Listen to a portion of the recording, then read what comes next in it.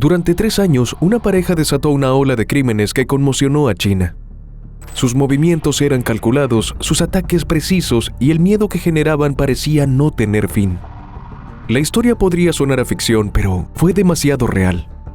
Tras un error, él fue detenido y ejecutado en 1999. Ella, en cambio, desapareció. Durante más de 2 décadas logró vivir bajo distintas identidades. Cambiaba de ciudad, de rostro y de vida. Parecía intocable hasta que la tecnología la alcanzó. Una cámara entre miles de rostros en una ciudad abarrotada la reconoció. ¿Cómo logró permanecer oculta tanto tiempo? ¿Fue víctima arrastrada por las circunstancias, cómplice silenciosa o la mente que lo controlaba todo? Hoy te contamos paso a paso los detalles de uno de los casos más perturbadores y enigmáticos del crimen moderno en China. Una historia que aún deja más preguntas que respuestas. El caso de Lao Rongzi. Todos los días convivimos con la maldad. Somos testigos de la parte más oscura del comportamiento humano.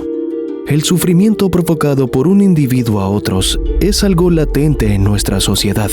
En Investigadores Criminales, nos adentraremos en ese lado oscuro de la humanidad.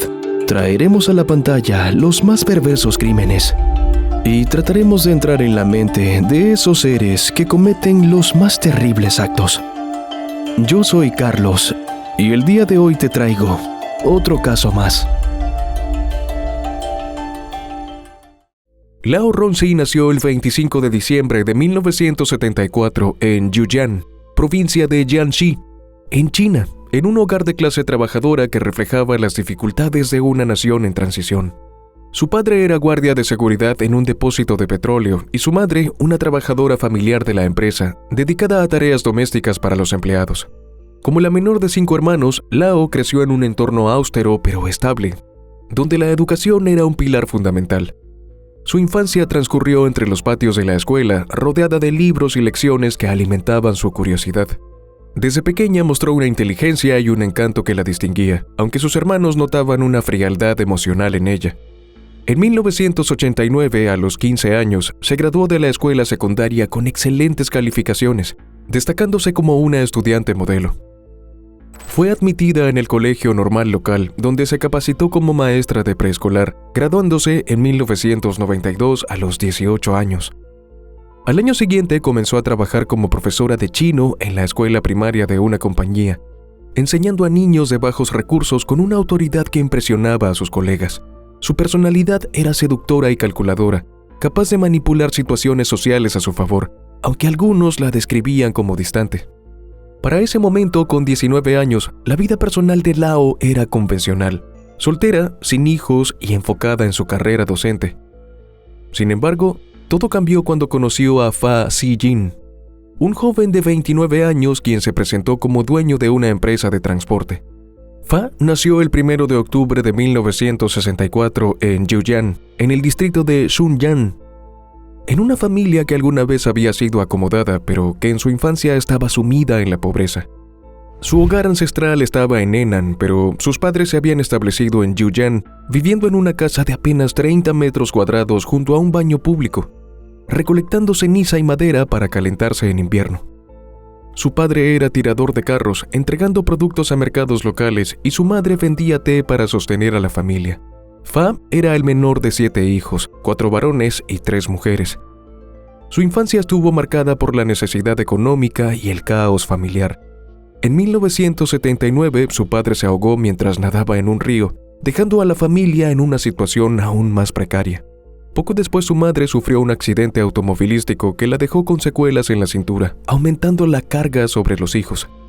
Fa mostró un rendimiento académico pobre y abandonó la escuela primaria. Aunque llegó a destacarse en el fútbol siendo capitán de un equipo juvenil, su ambición pudo más y a partir de ese momento inició su carrera delictiva. Con apenas 15 años, fue sentenciado a 3 años de reeducación laboral por robo y a los 17 recibió una condena de 8 años de prisión por robo a mano armada y lesiones intencionales. Tras su liberación en 1989, Fa, de 25 años, intentó rehacer su vida, iniciando un negocio de transporte en 1990 y casándose con una mujer de apellido Miao. En 1991 tuvieron una hija, pero el matrimonio se desmoronó en menos de 2 años y acordaron divorciarse en 1992. Fa, entonces de 28 años, retomó una vida errática trabajando como conductor y obrero, con un carácter impulsivo y violento que lo alejaba de relaciones estables, hasta que su camino se cruzó con el de Lao. Ambos se conocieron en 1993 durante una boda de un amigo en común. La atracción entre ellos fue inmediata, alimentada por su deseo compartido de escapar de la pobreza. Lao, atraída por su aparente ambición, sabía del pasado criminal de Fa, pero aún así inició una relación con él, la cual pronto se tornó abusiva. En cuestión de meses, Lao quedó embarazada 2 veces, pero esos embarazos terminaron con la pérdida de ambos bebés con medicamentos. A pesar de que estas experiencias la dejaron traumatizada, ella continuó la relación con Fa. Para 1994, la escuela primaria donde trabajaba enfrentó rumores de cierre, lo que amenazaba con reubicar a los maestros en empleos menos deseables como estaciones de servicio. Un año más tarde, la crisis se agudizó, por lo que la joven decidió renunciar a su trabajo como maestra, contra la oposición de su familia. Su madre discutió ferozmente con ella, pero Lao, decidida, anunció que se iba a hacer negocios con Fa. Su hermano, en entrevistas posteriores, recordó que Lao parecía hechizada por este sujeto, ignorando las súplicas familiares. Con 6,000 yuanes, alrededor de $850 actuales, Fa y Lao dejaron la ciudad y viajaron a varias ciudades, intentando iniciar un negocio que fracasó. Sus gastos diarios acotaron sus ahorros y para diciembre de 1995 regresaron a Yujian sin dinero. Tras el Año Nuevo Chino, en febrero de 1996 partieron nuevamente y durante 3 años la pareja recorrió China dejando tras de sí una estela de sangre, engaño y horror.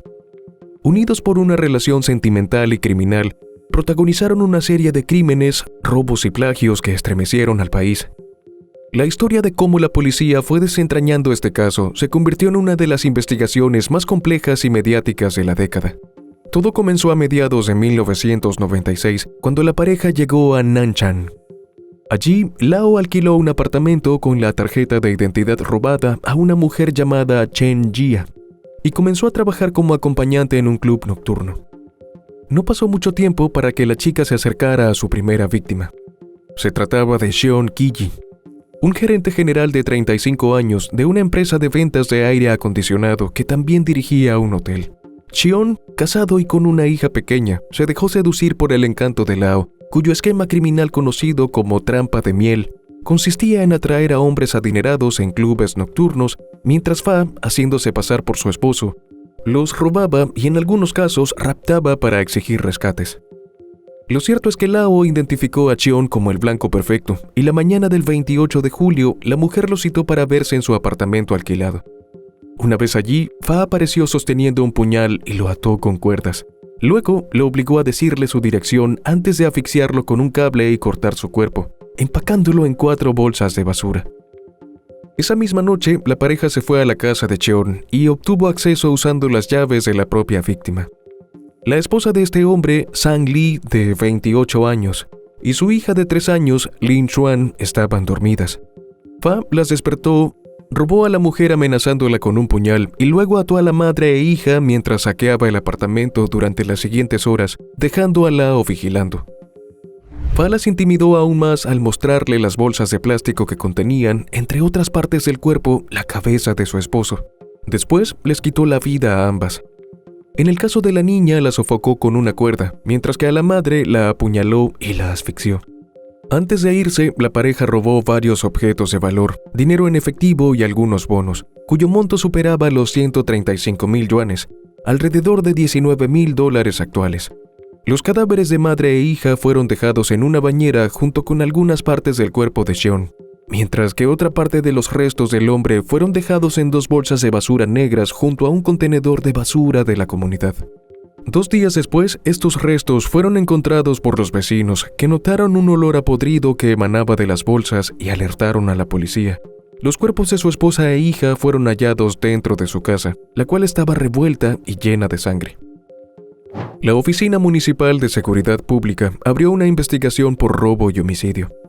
Las pericias iniciales se centraron en el club donde Xion había sido visto por última vez. Así, los detectives lograron rastrear el apartamento alquilado por Lao bajo el nombre falso de Chen Jia.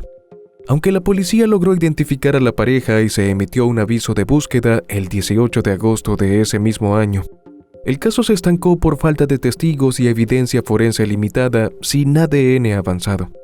Lo cierto es que Lao y Fa lograron burlar a las autoridades y después de pasar más de un año deambulando por el este de China, por lo general permaneciendo no más de 10 días a la vez en cada ciudad, financiándose a través de las estafas, se establecieron en Wenzhou a principios de octubre de 1997. Tal y como lo había hecho la vez anterior, Lao consiguió un empleo en un club nocturno como dama de compañía bajo el nombre artístico de Jeje, para atraer a nuevas víctimas. Esta vez la elegida fue Lian Xiaochun, de 22 años, otra joven que trabajaba en el club, a quien Lao había visto portar un reloj de alta gama. El dúo ingresó al apartamento de Lian fingiendo interés en alquilarlo. Una vez dentro, Fa la amenazó con un objeto filoso y saqueó el lugar. Al no encontrar suficiente dinero, obligó a Lian a llamar a Liu Suqin, de 29 años, quien dirigía el club. Cuando la mujer llegó, fue despojada de unos 26,000 yuanes, alrededor de $3,700 actuales, entre efectivo y un comprobante de depósito bancario. Siguiendo las instrucciones de Fa, Lao se dirigió al banco llevando consigo el celular y el comprobante de depósito de Liu. Al llegar, el cajero reconoció el nombre de la clienta, pero se mostró extrañado al ver que no era ella quien realizaba el retiro. Cuando le preguntó a Lao, ella, con aparente tranquilidad, le explicó que Liu le estaba prestando dinero. El cajero, aunque dudoso, no la detuvo y le entregó el dinero. Lao logró retirar la suma completa de la cuenta y firmó utilizando el nombre de Liu. Una vez que obtuvo el dinero, contactó a Fa, quien estranguló a ambas mujeres con un cable eléctrico y un cinturón. Luego de robar varios objetos de valor pertenecientes a las víctimas, entre ellos el celular de Lian y un buscapersonas, abandonaron la ciudad en un autobús de larga distancia. No pasó mucho tiempo antes de que el teléfono de Lian comenzara a recibir llamadas insistentes de su novio. Lao, intentando mantener la fachada, respondió una de las llamadas. Sin embargo, el joven notó varias cosas extrañas. Primero, que la mujer que contestó hablaba en mandarín, no en el dialecto local. Y luego afirmó ser una chica amiga de toda la vida de Lian, pero cometió un error al decir que la chica se había ido de viaje con su novio, sin saber que estaba hablando precisamente con él. Alarmado por las inconsistencias, el 12 de octubre, el chico decidió entrar al apartamento de su novia. Trepó por el balcón de un vecino y al ingresar se encontró con una escena devastadora: los cuerpos sin vida de Lian y Liu. La investigación policial que siguió permitió identificar unas huellas dactilares en un repelente eléctrico de mosquitos, del cual se había extraído el cable utilizado para cometer los crímenes. El nombre que surgió fue el de Fa, pero una vez más la pareja había logrado burlar a la policía y huir con el botín. Un año después, en septiembre de 1998, Fa y Lao reaparecieron en Shansu. Durante su estancia, Lao trabajó como acompañante en otro club nocturno, donde conoció a Liu, propietario de un taller de reparación de automóviles.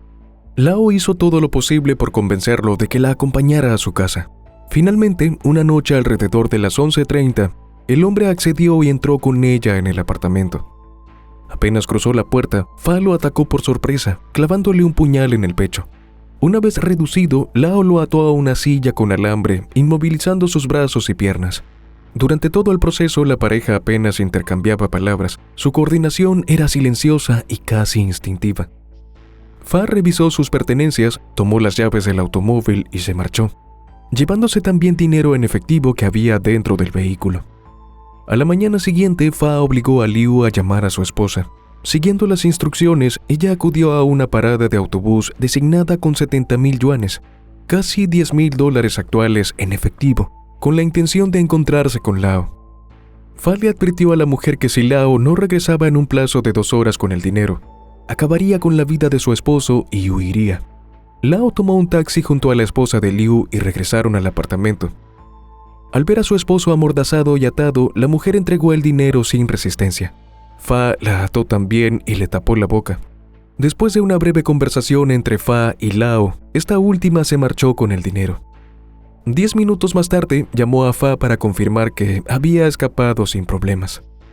En ese momento, Fa contempló la posibilidad de liquidar a la pareja de todos modos. Sin embargo, tras las súplicas desesperadas de ambos, finalmente desistió. Liu y su esposa fueron los únicos sobrevivientes de la pareja. Sus testimonios fueron de gran utilidad para la policía, pues revelaron el patrón del dúo: seducción, engaño y violencia. Sin embargo, aunque la policía ahora tenía una descripción clara de los sospechosos, aún no sabía cuán lejos llegarían. Tras casi un año de fuga por varias ciudades, Lao y Fa llegaron a FI en junio de 1999. Usando identidades falsas, se alojaron en 2 hoteles distintos, separados por menos de 2 kilómetros. Un mes después, Fa alquiló un apartamento de 2 habitaciones, adquirió una jaula para perros y compró un congelador. Mientras que Lao comenzó a trabajar como acompañante en un club nocturno local, ocultando su verdadera identidad. Fue en ese entorno donde conoció a Jin Yanhua, un hombre que aparentaba ser un empresario adinerado, pero en realidad mantenía una fachada de riqueza para sostener su negocio. El 22 de julio, Lao invitó a Jin al apartamento que compartía con Fa. Una vez allí, el hombre fue amenazado con un puñal y encerrado en la jaula para perros. El plan era extorsionar a su esposa, Liu Min, y exigirle un rescate. Sin embargo, Jin se mostró desafiante y se negó a cooperar, incluso cuando Fa le aseguró haber cometido otros crímenes anteriormente.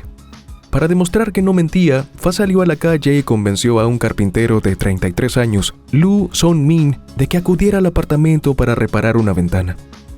Una vez adentro, Fa lo atacó brutalmente, lo arrastró al baño y lo apuñaló 20 veces en la espalda antes de decapitarlo con un hacha. Luego mostró la cabeza de Lu a Jin, mientras Lao guardaba el cuerpo en el congelador. Consciente ahora del peligro real, Jin escribió varias notas pidiendo a su esposa que pagara el rescate. A las 9:05 de la noche, la mujer recibió una llamada de su esposo, quien le pidió que se dirigiera a un hotel para entregar el dinero a Fa. Sin embargo, por razones desconocidas, no lograron encontrarse en ese lugar, y Fa reprogramó la entrega para la mañana siguiente en la casa de Jin. Al día siguiente, Jin redactó una nueva nota con la dirección de su vivienda, como Fa le había indicado. Antes de dirigirse a la casa del empresario, Fa le quitó la vida sujetando su cuello con un cable. Luego salió con las notas y una pistola casera. Una vez en la casa de Jin, la esposa logró convencer a Fa de que esperara en el apartamento, mientras ella supuestamente iba a buscar el dinero. Pero, en realidad, la mujer huyó del edificio, mientras la policía rodeaba el lugar, desplegando francotiradores y agentes en tierra para evitar que Fa escapara por la ventana del 3er piso. Alrededor de las 11 de la mañana del 23 de julio de 1999, tras horas de negociaciones fallidas, la policía lanzó gas lacrimógeno. Fa salió del apartamento y abrió fuego contra los agentes, pero fue neutralizado tras recibir un disparo en el muslo. El enfrentamiento fue captado por un equipo de televisión. La policía lo trasladó de inmediato a un hospital local para recibir atención médica urgente antes de ser trasladado a prisión. En los primeros interrogatorios, Fa se mostró evasivo y se negó a revelar el paradero de Jin. Para despistar a los agentes, proporcionó un nombre falso. Además, inventó una historia absurda sobre su vida, asegurando que había quedado huérfano durante el terremoto de Tangshan en 1976 y que había sido criado por un anciano. Continuando con su engaño, Fa afirmó que un hombre lo había llevado junto a otros 2 individuos no identificados a FI para ejecutar un rapto masivo, y que los rehenes ya habían sido trasladados de vuelta. La mañana del 24 de julio aseguró que sus supuestos cómplices se reunirían con un hotel local. La policía organizó una emboscada en el lugar, pero la operación resultó infructuosa. Ante la falta de resultados, los agentes decidieron trasladar a Fa a Gushi, con la esperanza de que identificara el lugar donde los rehenes estaban supuestamente retenidos. Sin embargo, el 27 de julio, la policía recibió la llamada de los vecinos de un edificio para alertar sobre un olor fétido que emanaba de uno de los apartamentos. Al entrar, hallaron 2 cuerpos, uno dentro de la jaula y otro en el congelador. Una de las víctimas era Jin, quien fue identificado de inmediato por su esposa, pero el cadáver dentro del congelador no pudo ser reconocido en ese momento. La policía publicó un aviso en el periódico local hasta que la esposa de Lu acudió para denunciar su desaparición y al ver la caja de herramientas confirmó la identidad del carpintero. La policía ahora tenía pruebas irrefutables. Durante el interrogatorio, Fa reveló su verdadera identidad y confesó todos los crímenes, acumulando un botín de cientos de miles de yuanes. Detalló cómo Lao atraía a las víctimas en clubes nocturnos y él ejecutaba los delitos. Sin embargo, aunque admitió que Lao era su cómplice principal, dio información falsa sobre su paradero para protegerla, afirmando que había huido a Hong Kong. Su confesión permitió a las autoridades emitir una alerta conjunta con la policía de Jiangxi, lo que llevó a resolver los crímenes ocurridos entre 1996 y 1998. Sin embargo, para ese momento, Lao ya había logrado escapar, dejando una nota dirigida a Fa, en la que le decía que lo esperaría en casa. El 2 de noviembre de 1999, la Fiscalía Popular Municipal presentó cargos formales contra Fa por secuestro, homicidio intencional y robo, y elevó la acusación ante el Tribunal Popular Intermedio. El juicio se celebró el 18 de noviembre.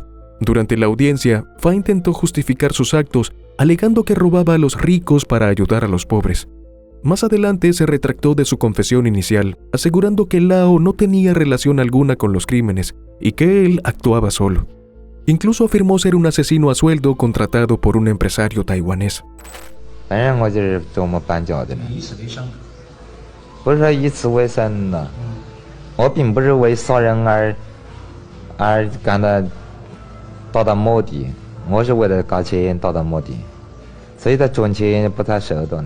Fa se presentó en la corte con una expresión estoica, vestido con el uniforme de prisionero.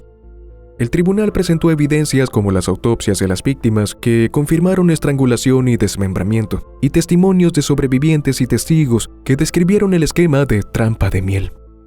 Finalmente, el tribunal lo condenó a muerte por separado por cada uno de los delitos. Además, se le privó de sus derechos políticos de por vida y se le impuso una multa de 20,000 yuanes, alrededor de $2,800. El 28 de diciembre de 1999, Fa Zijin, de 35 años, fue ejecutado por fusilamiento. Su familia, incluida su ex esposa, se negó a visitarlo antes de la ejecución. Su última visita fue con su defensor público asignado, a quien confesó nuevamente todos los crímenes, así como otros delitos relacionados con armas y robos cometidos en varias ciudades. Su ejecución marcó el fin de su vida, pero dejó a Lao como fugitiva, con la policía lanzando una búsqueda nacional. Para ese momento, Lao había cambiado su apariencia con un corte de cabello y ropa discreta, y se había establecido en una de sus 2 casas seguras en Chongqing, donde permaneció hasta enero de 2000. Durante los años siguientes, vivió en constante movimiento por diversas ciudades de China. Se alojaba en hostales, hoteles y casas de huéspedes, y se dedicaba a la prostitución para subsistir. En ese ambiente, Lao conoció a Wan, un trabajador local de 35 años con quien inició una relación intermitente. Vivieron juntos en un apartamento modesto y Wan, sin conocer su pasado, la veía como una mujer independiente. Lao aprovechó esa estabilidad para trabajar como camarera en un restaurante cercano, y la relación se mantuvo hasta 2003, cuando un cliente mencionó un antiguo caso de secuestros en Jiangxi. Alarmada, Lao rompió con Wan y se sometió a una cirugía plástica en una clínica clandestina, donde se levantó los pómulos y modificó el contorno de sus ojos. En 2005 se trasladó a otra ciudad, donde adoptó el alias Li Mei y trabajó como vendedora de ropa en un mercado local. 3 años después conoció a Li, un empresario de 40 años con una hija de una relación anterior. Se casaron en una ceremonia sencilla y vivieron juntos durante 2 años. Lao colaboraba en el negocio de textiles de su esposo, pero en 2010 terminó el matrimonio alegando diferencias irreconciliables, dejando a Li desconcertado. Sin hijos propios, Lao se mudó a Guangzhou bajo el nombre de San Mei. Allí, trabajó como vendedora de autos usados en un concesionario. En 2016 conoció a Chen, un mecánico viudo de 50 años sin hijos. Iniciaron una relación estable y vivieron juntos durante 2 años en un barrio modesto. Lao lo asistía en su taller, aprendiendo mecánica básica para mantener un perfil bajo. En 2018 se trasladó a Fujian con otro nombre. Trabajó como vendedora de relojes en un centro comercial. Vivía sola en un apartamento pequeño, donde mantenía relaciones superficiales con sus colegas. Mientras Lao intentaba borrar su pasado, la policía china, a través de la Unidad de Crímenes Organizados, no cesó en su búsqueda, y durante todo ese tiempo rastrearon pistas anónimas en varias ciudades. Aunque todos sus intentos por capturar a esta mujer habían sido fallidos hasta ese momento, en 2019 finalmente lograron atraparla gracias a la tecnología. Para ese momento, las autoridades habían implementado un sistema nacional de reconocimiento facial, y en diciembre de 2019, una cámara en un centro comercial de Xiamen identificó a Lao con un 97% de similitud. Fue arrestada mientras vendía relojes sin oponer resistencia. Durante las primeras 48 horas del 20 de diciembre, Lao fue interrogada. Inicialmente negó ser quien era, afirmando llamarse Hong Yejiao y ser una huérfana. Sin embargo, una prueba de ADN confirmó su identidad y fue transferida a Jiangxi. En los interrogatorios posteriores confesó su participación en los raptos y robos cometidos entre 1996 y 1999, pero negó haber participado en los crímenes. Alegó ser víctima de violencia por parte de Fa, a quien acusó de golpearla y amenazarla con hacerle daño a su familia si no cooperaba. 留下字条的内容是什么？我说：“亲爱的，我先走了，我会在家里等你，我爱你。”你留纸条的目的是干什么？我害怕他直接怕了我先跑了，直接冲到我家里人去杀我家人。我为了保护我家人，我忍耐了非常的多，受了非常的多。 Su juicio comenzó el 20 de diciembre de 2020 en el Tribunal Intermedio de Nanshan. Lao, de 46 años, se presentó con el cabello corto, rostro alterado por cirugías y vestida con un traje sencillo. Fue acusada por homicidio intencional, secuestro y robo. Durante el juicio, el fiscal acusó a Lao de haber colaborado con Fa en los crímenes de 5 personas, el secuestro de 2, una de las cuales falleció, y el robo con resultado de muerte. Lao se declaró inocente del cargo de homicidio intencional, aunque admitió haber participado en los delitos de robo y secuestro. Alegó que actuó bajo amenazas de Fa, que fue víctima de abuso sexual por parte de él, y que fue utilizada como instrumento para obtener dinero.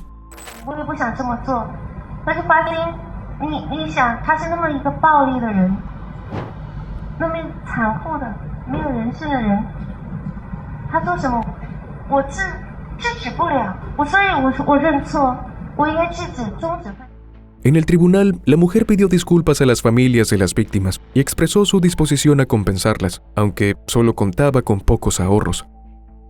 Su defensa argumentó que había sido una participante menor en los crímenes, que había confesado voluntariamente y que había demostrado esfuerzos de rehabilitación, manteniendo un historial limpio durante 2 décadas y mostrando remordimiento genuino. Por ello, solicitaron clemencia en la sentencia. La fiscalía, sin embargo, consideró que sus declaraciones en el juicio diferían significativamente de su confesión inicial. Señalaron que Lao y Fa compartían una clara división de tareas en sus crímenes y que ella tuvo múltiples oportunidades para huir, lo que debilitaba su alegato de coerción. Asimismo, el fiscal sostuvo que ella era la mente maestra, que seleccionaba a las víctimas y participaba activamente en los crímenes.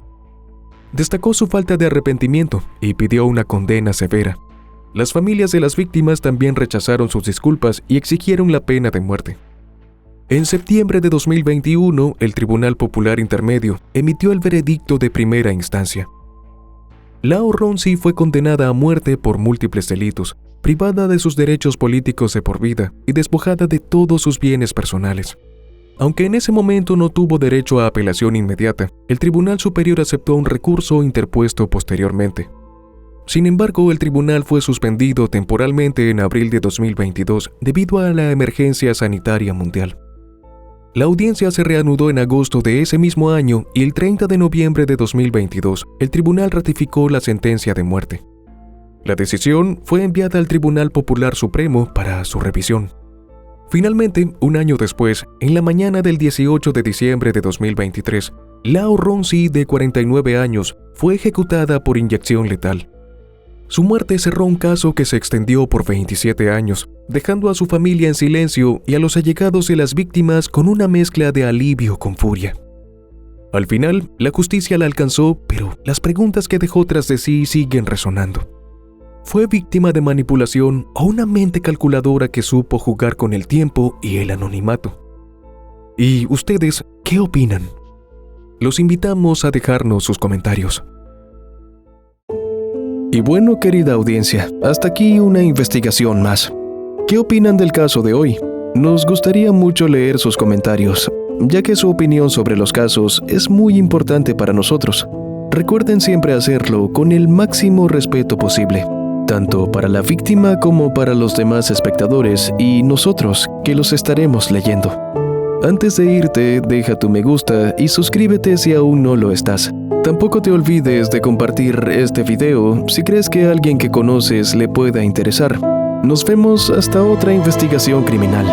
Adiós.